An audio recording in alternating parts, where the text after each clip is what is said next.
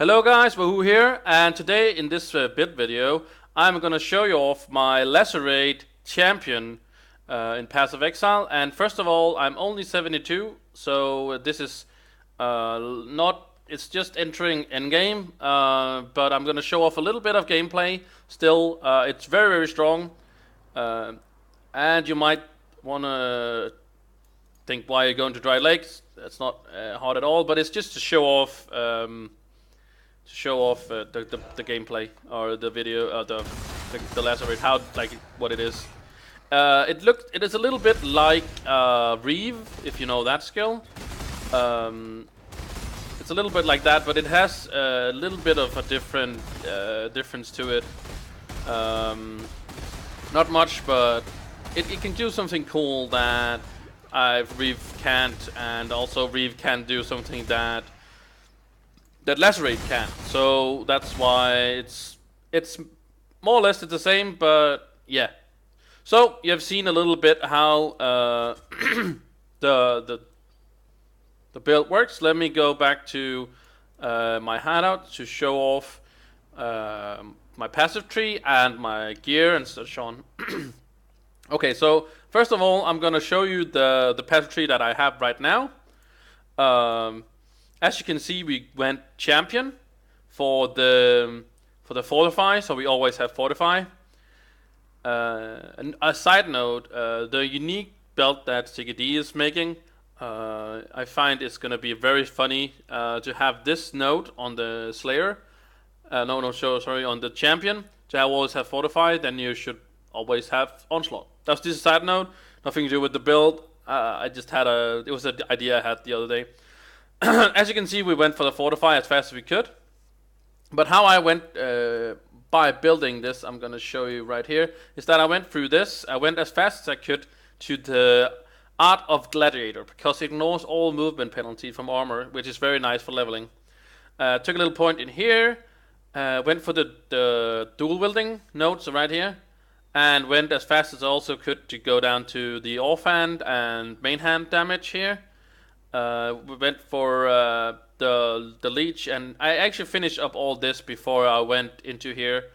After that, I went into this, and I finished up all this, bought a jewel, went into here. Oh, sorry, I'm actually wrong about this. Sorry, I went through all this, and I went to the dual wield node, and then I left all this, and I went as fast as I could to the resolute technique. Sorry about that. The fastest. I finished up a little bit here, but very quickly you have to go for Resolute Technique. Resolute Technique is so amazing for any melee build. You know, you never crit. This is not a crit build at all. But it's very nice to level, and where your hits doesn't get evaded. That's very nice. It makes the leveling process so much smoother for any melee build, and I always go for this very early. So I went straight for that, just through all these, of course, like all these notes. There's some good notes here and there, pick up, by the way. But yeah, sorry about that. I went through this, and then I went for the Resolute Technique, and then I finished up this down here, and then I finished up this up here.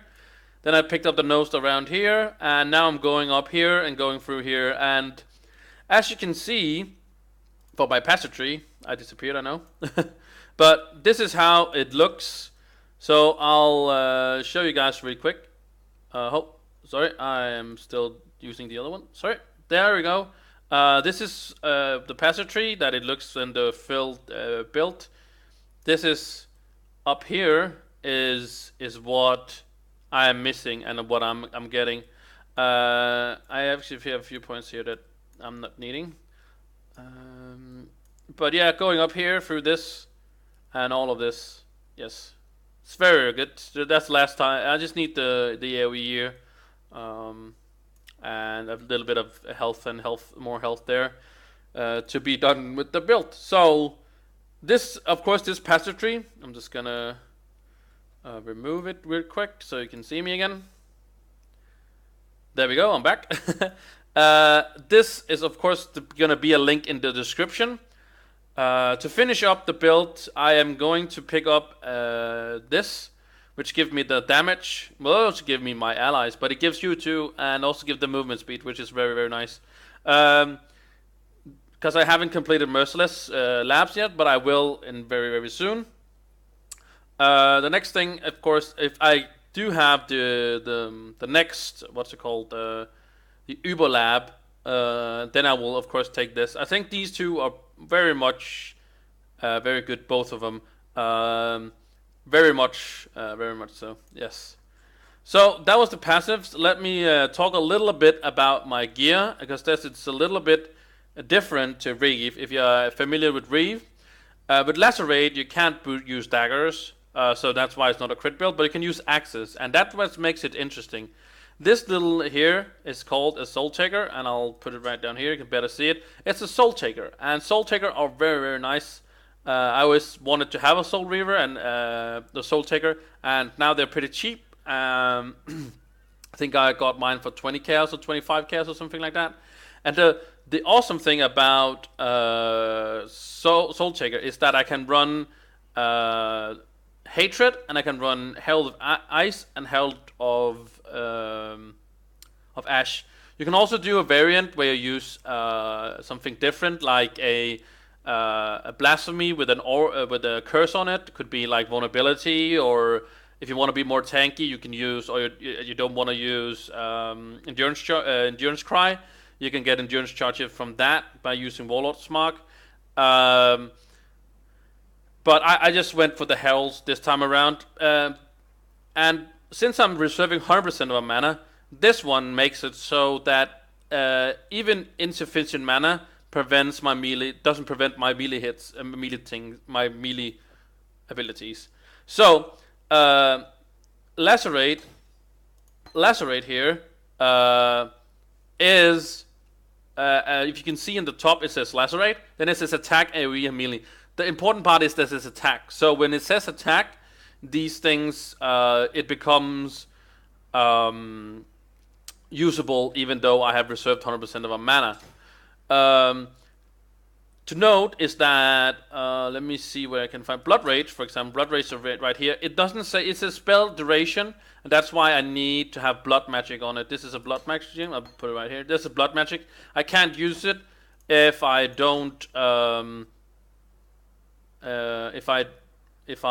can see it actually in the bottom. If I reserve my mana again, you can see it they kind of fade out.